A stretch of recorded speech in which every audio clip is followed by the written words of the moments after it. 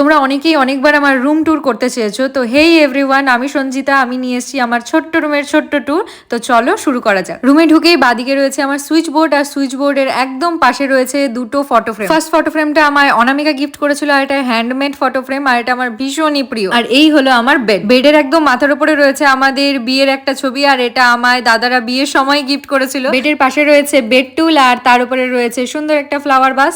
এটা আমায় বিয়ের সময় কেউ একজন গিফট করেছিল। আর এই টেডি বিয়ারটা আমার সৌমই গিফট করেছিল, আর আমি খুব যত্ন করে এটা রেখে দিয়েছি। বেডের পাশেই রয়েছে বেড সুইচ, আর এখানে রয়েছে আমার ছোট্ট স্পিকার আর হেডফোন। পাশে রয়েছে আমার ড্রেসিং টেবিল। ড্রেসিং টেবিলের সবার উপরেই রেখেছি আমি আমার মায়ের সাথে একটা ছবি, তারপরে অ্যাকুয়ারিয়াম, আর এখানে কিছু আমার দরকারি জিনিস। এই হলো আমার ড্রেসিং টেবিলের আয়না, আর এর পেছনে রয়েছে আমার সমস্ত দরকারি জিনিস, মানে আমার মেকআপের যত জিনিস সব এখানেই থাকে। ডিটেলসে আমি দেখাতে পারলাম না, তাহলে ভিডিওটা অনেকটাই লং হয়ে যেত। পাশেই রয়েছে আমার ওয়ার্ড্রোব, আর ওয়ার্ড্রোবের সবার উপরে রয়েছে আমার গোপাল।